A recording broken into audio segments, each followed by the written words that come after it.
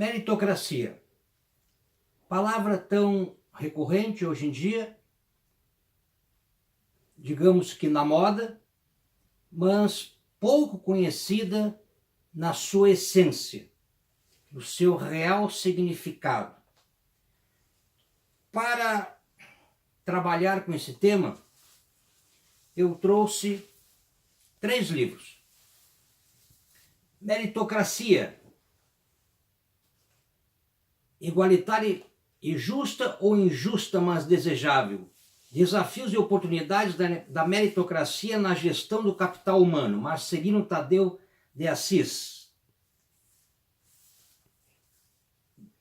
Esta obra trata da meritocracia sob o ângulo da questão do mercado, da empresa, do empreendedorismo. Igualdade e meritocracia.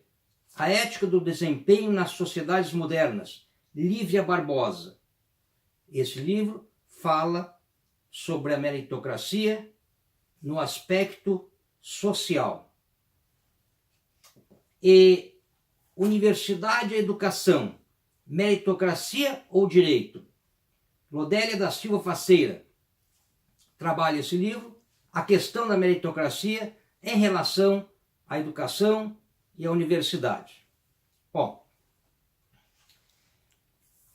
inicio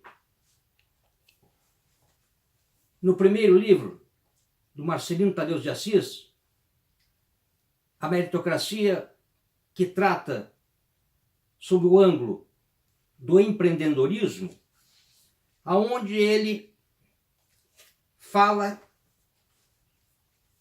onde surgiu a palavra meritocracia. Diz ele, a palavra meritocracia foi criada por Michael Young, sociólogo britânico, no livro The Rise of the Meritocracy, lançado em 1958. Trata-se de uma sátira sobre supostas transformações sociais na Inglaterra, no período imaginário de 1870 a 2033, em que o mérito, calculado através de QI mais esforço, tornava-se árbitro para a entrada e crescimento das pessoas em uma esplêndida carreira, em uma Inglaterra renovada. Meritocracia, nesse caso, fruto da fusão das palavras mérito e aristocracia.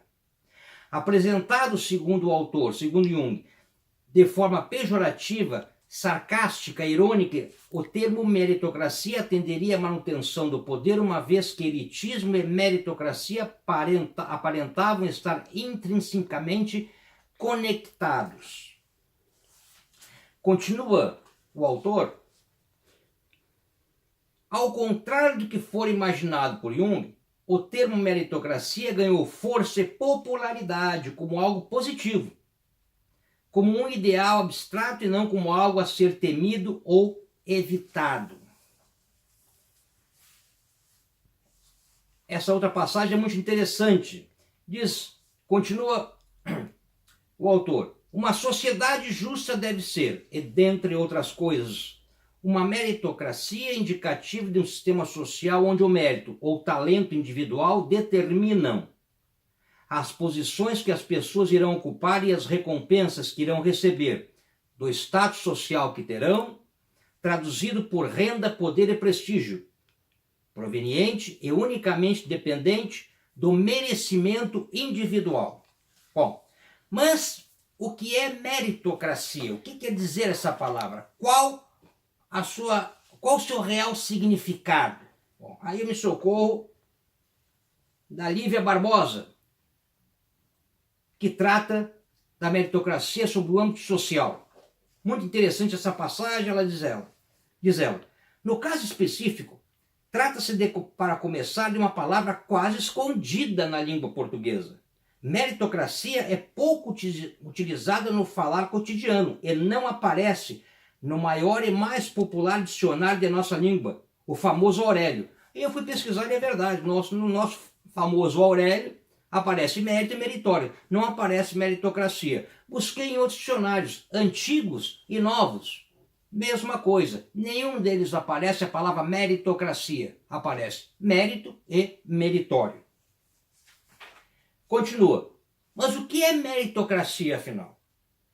Poderíamos defini-la no nível ideológico como um conjunto de valores que postula que as posições dos indivíduos na sociedade devem ser consequência do mérito de cada um, ou seja, do reconhecimento público da qualidade das realizações individuais. Hoje, segundo Lívia, de modo geral, a meritocracia está associada quase que exclusivamente a uma aristocracia de talento, de intelecto, composta de acadêmicos, produtores de conhecimento e informação, profissionais liberais e elites gerenciais, e é legitimada pelos diplomas universitários. E, em relação a diplomas universitários, vou para o livro da Lobelia, onde ela trata exclusivamente desse tema, ou seja, a meritocracia no que diz respeito à educação e à universidade, sendo meritocracia, a universidade e educação, meritocracia ou direito. Finaliza ela dizendo, e faz uma loa à questão do ProUni, na sua importância para a questão da universidade. Na dimensão macroestrutural, percebemos que o ProUni é uma política pública implementada pelo MEC, em interface com os movimentos sociais que tem como proposta apresentar uma resposta imediata à necessidade de expansão do número de vagas nas IES e, consequentemente, da democratização quantitativa no acesso à educação superior, ou seja, entende ela que o ProUni é uma forma democrática para que as pessoas da sociedade, talvez não tão favorecidas, consigam alcançar o nível acadêmico superior, lá onde a Lívia Barbosa diz que hoje a meritocracia é praticamente focada em relação a quem tem diploma universitário.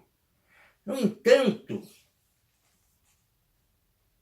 para finalizar, eu volto aqui para a Lívia Barbosa, onde ela fala igualdade e meritocracia. Ela diz, do ponto de vista político-social, o discurso neoliberal desencadeou um debate moral no seio da sociedade ocidental como um todo.